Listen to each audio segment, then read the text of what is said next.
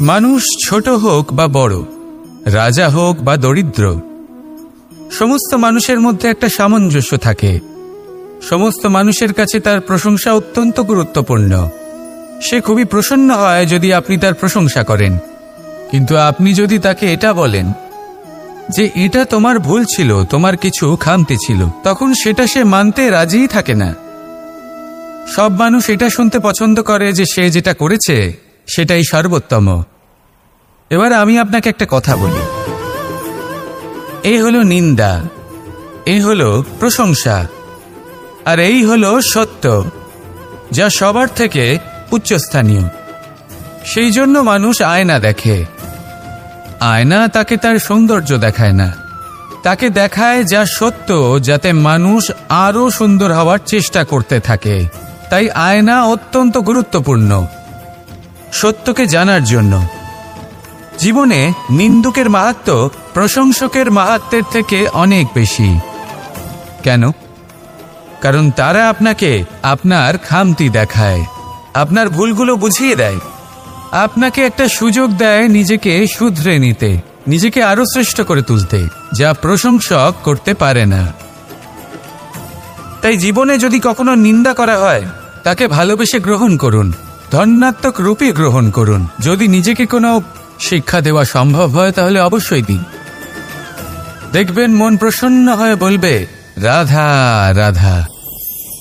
জীবনে কখনো সাফল্য আসে, আবার কখনো অসফলতা, কখনো আশা পাওয়া যায়, কখনো নিরাশা, কখনো জয় লাভ করি, আবার কখনো পরাজয়। এর পেছনের কারণটা জানা অত্যন্ত প্রয়োজনীয়। যদি আমি পরাজয়ের কথা বলি, যখনই আমরা পরাজয় লাভ করি আমরা ভাবতে থাকি যে এমন কেন হলো? আমাদের শত্রু কি বেশি শক্তিশালী ছিল, নাকি আমাদের নীতিতে কোনো খামতি ছিল? এই সমস্ত কারণের পেছনে খুব বড় একটা কারণ থাকে, আর সেই কারণ আমাদের অন্তরে সুপ্ত থাকে। ধরে নিন একটা পথ, তাতে আপনি চলছেন, সেই পথ কাঁটায় পরিপূর্ণ, কিন্তু আপনি পাদুকা পরে রয়েছেন আর আপনি হেঁটে সামনে এগিয়ে যান। এবার এমন একটা পথ এলো যা পুষ্পে ঢাকা, আর আপনি পাদুকা পরে রয়েছেন, কিন্তু আপনার পাদুকাতে একটা পাথর আটকে গেল। তখন দু পা হাঁটাও খুব কঠিন হয়ে পড়ে। এই সংসারের যে কোনো শক্তি আপনাকে পরাস্ত করার পূর্বে আপনি জানেন কে আপনাকে পরাস্ত করতে পারে? আপনার অন্তরের দুর্বলতা, আপনার অন্তরের সেই সুপ্ত শত্রু। আর সেই জন্য ইতিবাচক মনোভাব গুরুত্বপূর্ণ হয়ে পড়ে। ভালো মানুষদের সাথে থাকুন, সৎসঙ্গে থাকুন, বন্ধুত্ব করুন, ভালোবাসুন। এই ভালোবাসা এত শক্তিশালী এক অস্ত্র যাকে ব্রহ্মাস্ত্রও পরাস্ত করতে পারে না। এই সমস্যারূপী পাথর কিছুই নয়। আসুন আমার সাথে ভালোবেসে বলুন, রাধা রাধা। মানুষের দুটো রূপ রয়েছে। এক, আমাদের এই মুখ, যা শুধুই চোখে দেখা যায়, আর দ্বিতীয় আমাদের এই মন, যা শুধুমাত্র অন্তরাত্মা দ্বারা দেখা যায়। এবার আমাদের এই মুখ, তা ঈশ্বর সকলকেই আগে থেকেই প্রদান করেছেন, কিন্তু এই মন কেমন হবে তা আমাদের জীবনের অনুভূতি এবং আমাদের জীবনের লক্ষ্য এগুলি সুনিশ্চিত করে। অর্থাৎ নেত্র দিয়ে দেখা যায় আমাদের এই মুখ, তা শুধুই এই কারণে প্রয়োজন যাতে সংসার আমাদের দেখতে পায়, আমাদের চিনতে পারে।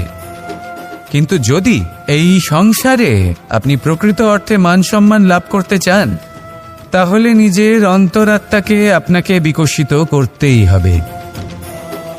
দেখুন, কথায় আছে এই যে অসুর, তা শারীরিকভাবে উপস্থিত নয়, তা মনের মধ্যে থাকে। যদি এই মন থেকে অসুরকে বের করে দেওয়া যায়, তাহলে শরীরে তা উপস্থিত থাকবেই না।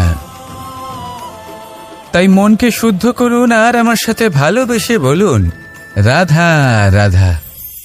মানুষ যখনই একে অপরের সামনে নিজেদের হৃদয়ের ভাবনা প্রকাশ করে, তখন এক অত্যন্ত প্রভাবশালী মাধ্যম তারা ব্যবহার করে, যাকে ভাষা বলা হয়। এবার আমি দেখেছি যে একজন মানুষ অনেকগুলো ভাষাতেই নিপুণ। আমি এটাও দেখেছি যে মানুষ অনেকগুলো ভাষায় কথা বলে, কখনো কখনো অনেক ভাষা মিলিত করে তার প্রয়োগ করে, উচিত প্রকারে তাকে ব্যবহার করে না, না সেটাকে সম্মান করে, আর না ভাষাকে শুদ্ধ রাখে। আর এটা হলো অনুচিত। যদি ভাষাকে শুদ্ধ রাখেন তাহলে ভাষা আপনার চরিত্রকে শুদ্ধ রাখবে, তা আপনার একাগ্রতা বাড়িয়ে তুলবে। এই প্রত্যেক ধ্বনিকে অনুভব করে যদি আপনি শব্দের উচ্চারণ করেন, ভাষাকে প্রয়োগ করেন, তাহলে আপনিও আনন্দ পাবেন, আর যিনি শুনছেন সেই ব্যক্তির কানেও মধুর শব্দ বাজবে। তাই মনে রাখবেন, যে ব্যক্তি ভাষার পবিত্রতাকে সম্মান করে তাকে সংসারও সম্মান করে। ভাষাকে শুদ্ধ এবং পবিত্র রাখুন, তাহলে ভাষা আপনার চরিত্রকেও শুদ্ধ এবং পবিত্র রাখবে। আর এই মন সুপ্রসন্ন হয়ে বলবে, রাধা রাধা। এ হলো রামায়ণের সময়কালের কথা। সেতু নির্মাণ করার কাজ চলছিল। সমস্ত বানর সেনা এই কাজে নিযুক্ত হয়েছিলেন। বড় বড় পাথর তুলে নিয়ে এই বানর সেনা সমুদ্রে ফেলছিলেন। এই কাজ চলছিল। এমন সময় ছোট্ট একটা কাঠবিড়ালি এলো। ছোট ছোট মাটির ডেলা হাতে নিয়ে সাগরের কাছে যাচ্ছিল আর বড় বড় পাথরের পাশে রেখে দিচ্ছিল, যথাসম্ভব সেখানে রেখে আসছিল। সারা দিন ধরে সে এই পরিশ্রম করেই যাচ্ছিল। এবার শ্রীরাম তার এই কাজ দেখতে পেলেন। সেই ছোট্ট কাঠবিড়ালিটিকে নিজের হাতে তুলে নিলেন এবং অত্যন্ত ভালোবেসে তার পিঠে হাত বুলিয়ে দিলেন। কথায় আছে যে কাঠবিড়ালির পিঠে যে দাগ আছে, সেই 3টি দাগ এসেছে শ্রীরামচন্দ্রের 3 আঙুলের থেকে। যে কাজ আপনি করছেন তাতে সমস্ত শক্তি প্রয়োগ করুন। যতটা আপনার সামর্থ্য রয়েছে, যতটা আপনার প্রতিভা রয়েছে, সম্পূর্ণভাবে উৎসর্গ করে দিন। ঠিক এমনভাবে কর্ম করুন। সেই কাঠবিড়ালি কিন্তু তাই করেছিল। সেই জন্য শ্রীরামের সাথে সেও সেই কাহিনীতে অমর হয়ে গেছিল। সম্পূর্ণ শক্তি প্রয়োগ করুন, সম্পূর্ণ সামর্থ্যের সাথে কর্ম করুন, কারণ এটাই হলো শ্রেষ্ঠ পথ কোনো কর্ম করার। আসুন আমার সাথে ভালোবেসে বলুন, রাধা রাধা। এই সংসারে যখন সাফল্যের পথে আপনি অগ্রসর হবেন, তখন আপনার পরিশ্রম, একাগ্রতা, সাহসের সাথে সাথে সমাজের মানসিকতাও সহ্য করতে হবে। প্রত্যেক ব্যক্তি কিছু না কিছু ভাবেন, কিছু না কিছু বলেন। কিছু মানুষ এমন আছেন যারা ভাববেন যে আপনি কিছুই করতে পারবেন না। তারা আপনার নিন্দা করবেন, আর এই নিন্দার কথা ভেবেই আমরা ভয়ভীত হয়ে পড়ি।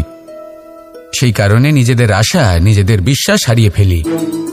এবার যদি সেই নিন্দার ভয়ে আমরা লক্ষ্যচ্যুত হই, তাহলে সেটা অনুচিত।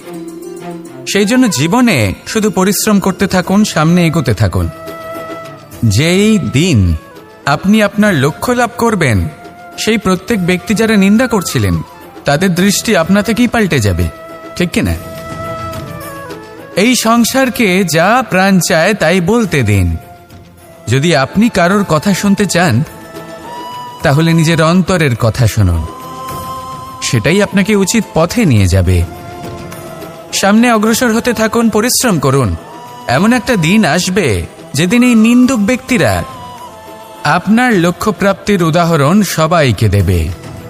আসুন আমার সাথে ভালোবেসে বলুন, রাধা রাধা। মানুষ সুখী জীবনযাপনের প্রতি এতটাই অভ্যস্ত হয়ে পড়ে যে একটা ছোট্ট সমস্যা এলেই সে সবার থেকে সাহায্য চাইতে শুরু করে দেয়। সে সাহায্য লাভও করে এবং সেই সংকট থেকে সে বেরিয়েও আসে।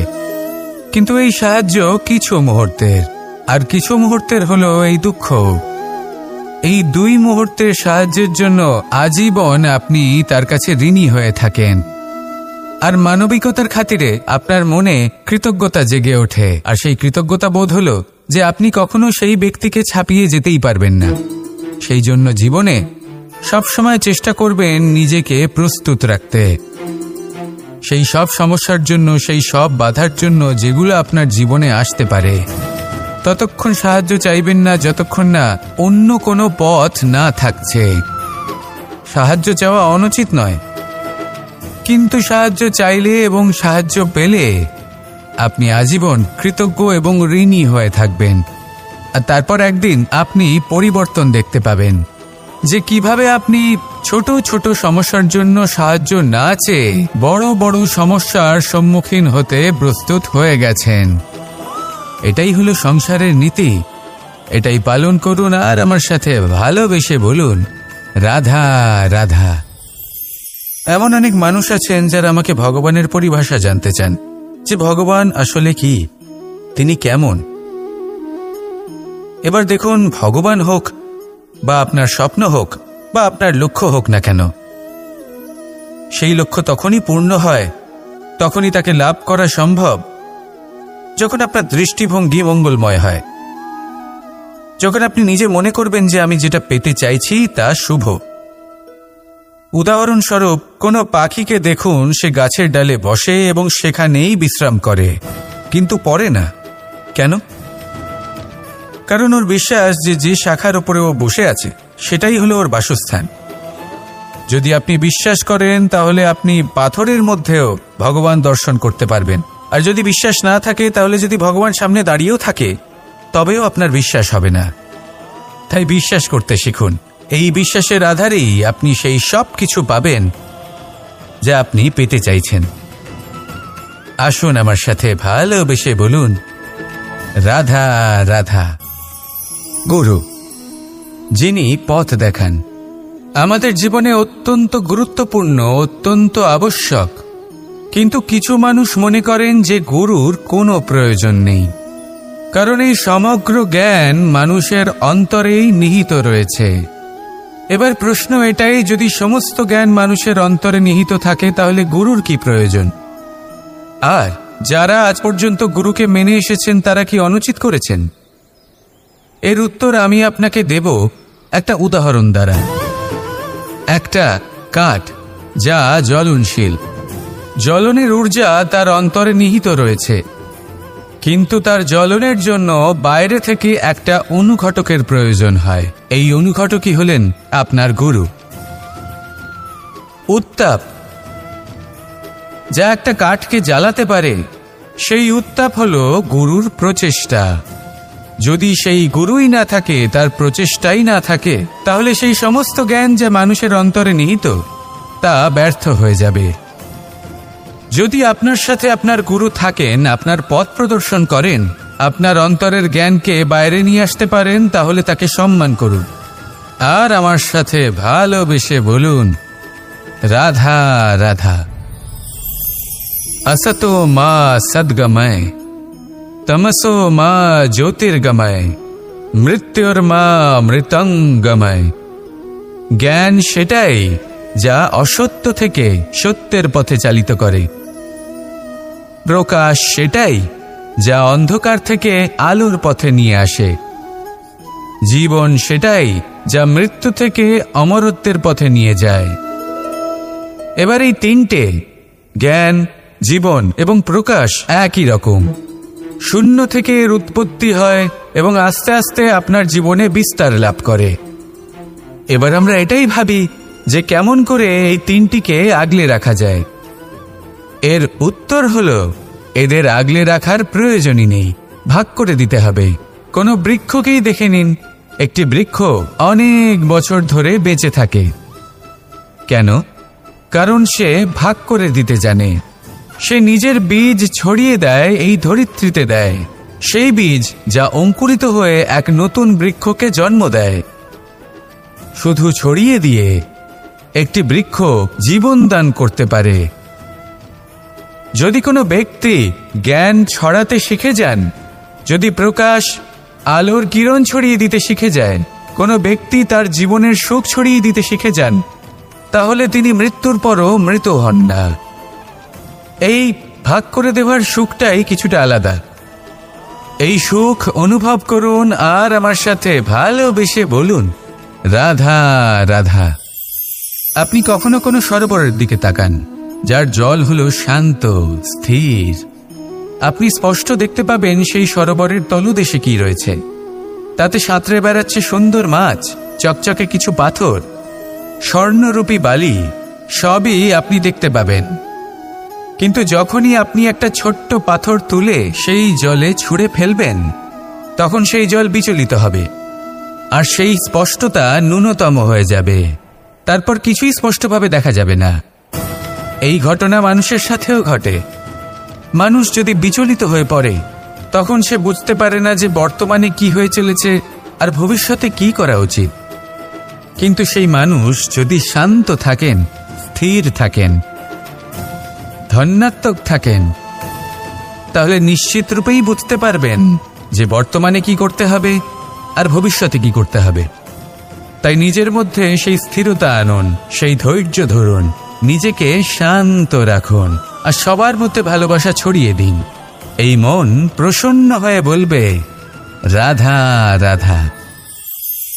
সম্পর্ক এ হলো এক বন্ধন যা আমাদের এক সূত্রে বেঁধে রাখে। কিন্তু এমন কিছু ব্যক্তি থাকেন যারা এই সম্পর্কের বিষয়ে নিজস্ব একটা ধারণা করে ফেলেন যে সম্পর্ক এরকম হওয়া উচিত, সম্পর্ক সেরকম হওয়া উচিত। আমি এই সম্পর্কের জন্য কত কিছু করেছি এই ব্যাখ্যা করতে থাকেন আর তার বদলে অনেক কিছু প্রত্যাশাও করেন। কিন্তু সত্য হলো এটাই যে সব সম্পর্ক একরকমের হয় না, কিন্তু প্রত্যেক সম্পর্কের একটা বিশেষত্ব থাকে। যেমন চোখ আর নাকের এই সম্পর্ককেই দেখুন। চোখের সব থেকে কাছে কে আছে? নাক আছে। কিন্তু এই চোখ দিয়ে এই নাককে আমরা দেখতেই পাই না। তবে কি ধরে নেব এই সম্পর্কের কোনো মূল্য নেই? এমনও নয়। ঠিক এইভাবেই যদি কোনো ব্যক্তি তার আবেগ আপনার কাছে ব্যক্ত করতে না পারেন বা প্রকট করতে না পারেন বা আপনাকে বোঝাতে না পারেন, তাহলে তার মানে এটা নয় যে তার সাথে আপনার সম্পর্কের তিক্ততা রয়েছে। এমনটা কখনোই নয়। শুধু চোখ আর নাকের এই সম্পর্কের মতোই হলো আমাদের জীবনে আমাদের আপনজনের সাথে সম্পর্ক। যদি কারোর ব্যবহার আপনার প্রতি অনুচিত হয় বা যদি কেউ অনুপস্থিত থেকে থাকে বা কেউ যদি আপনাকে বুঝতে না পারেন, তাহলে তার অর্থ এটা নয় যে আপনি সেই সম্পর্ক ভেঙে ফেলবেন। বুঝুন, আপনার জীবনে তার গুরুত্ব কোথায় আর তার জীবনে আপনার। সম্পর্ক গড়ে তুলুন, তাকে পালন করতে শিখুন, একসাথে মিলে চলুন। এই মন সুপ্রসন্ন হয়ে বলবে, রাধা রাধা। এই সমগ্র সংসারের সবথেকে গুরুত্বপূর্ণ ব্যক্তি কে? স্বয়ং আপনি। নিজের জন্য তো বটেই, তাই না? কারণ যখন আপনি জন্মগ্রহণ করেন, নিজের চোখ খোলেন, এই সংসারে আসেন, তখনই তো এই সংসারকে আপনি দেখতে পান, অনুভব করতে পারেন। এখানকার আবেগ, এখানকার মানুষজন তখন থেকেই অনুভব করেন। যদি আপনি না থাকেন, তাহলে এই সংসারের অস্তিত্ব আপনার কাছে শূন্যের সমান, তাই না? আপনি না থাকলে এই সংসারও আপনার কাছে নেই। এবার সবাই বলবেন যে এ তো সত্যি কথা। সেই অনুযায়ী তো আমার স্বার্থপর হওয়া উচিত, অহংকারী হওয়া উচিত, কারণ আমার কাছে আমিই তো সবকিছু। দৃষ্টিভঙ্গি পাল্টে দেখুন। আপনার কাছে সবথেকে বেশি গুরুত্বপূর্ণ ব্যক্তি কে? আপনি নিজেই। সেই মানুষটি কেমন হওয়া উচিত একটু ভেবে দেখুন। সবসময় সকলকে সাহায্য করুন, একসাথে মিলে পরিশ্রম করুন, সাহায্য করুন অন্যদেরকে। এটা অতি আবশ্যক। এবং তার থেকেও বেশি গুরুত্বপূর্ণ হলো এটাই যে আপনার মনে যেন কখনো এই বিষয়ে ভয় না থাকে যে আমি আমার প্রিয়জনদের, আমার কাছের মানুষগুলিকে হারিয়ে ফেলব। এই ভয় কখনোই মনের মধ্যে থাকা উচিত নয়। যদি ভয় থাকে তাহলে থাকুক এই বিষয়ে যে সকল মানুষ আমার জীবন থেকে, আমার থেকে দূরে চলে যাচ্ছেন, তাদের বাধা দিতে দিতে আমি যেন নিজেকেই না হারিয়ে ফেলি, নিজের অস্তিত্বকেই না হারিয়ে ফেলি, নিজের ব্যক্তিত্বকে, নিজের বিচারধারাকে, নিজের করুণার শক্তি না হারাই। তাহলে এই ভয় ত্যাগ করুন আর আমার সাথে ভালোবেসে বলুন, রাধা রাধা। এই ফল কি তা বলার কোনো প্রয়োজন নেই। এই ফল কতটা সুস্বাদু সেটাও বলার কোনো প্রয়োজন নেই। ধরুন এমন কোনো মানুষ আসলেন যিনি জানেন না এটা কোন ফল। তিনি এটা দেখে ভাববেন এ তো কাঁটার একটা গুচ্ছ মনে হচ্ছে, নিয়ে ফেলে দেবেন। সেখানে দ্বিতীয় কোনো ব্যক্তি যিনি বুঝদার, তিনি দেখবেন, ভাববেন যে প্রকৃতি এর গায়ে এত কাঁটা কেন দিয়েছে? অবশ্যই সুরক্ষার জন্য দিয়েছে, অর্থাৎ ভিতরে অবশ্যই অমূল্য কিছু রয়েছে। সেই ধরনের ব্যক্তি এই ফলের অন্তরে প্রবেশ করেন এবং এই ফলের আনন্দ উপভোগ করেন। এরকমই কিছুটা আমাদের সংসারেও আমরা দেখতে পাই। প্রত্যেক দিন আমরা নতুন নতুন মানুষের সাথে পরিচিত হই।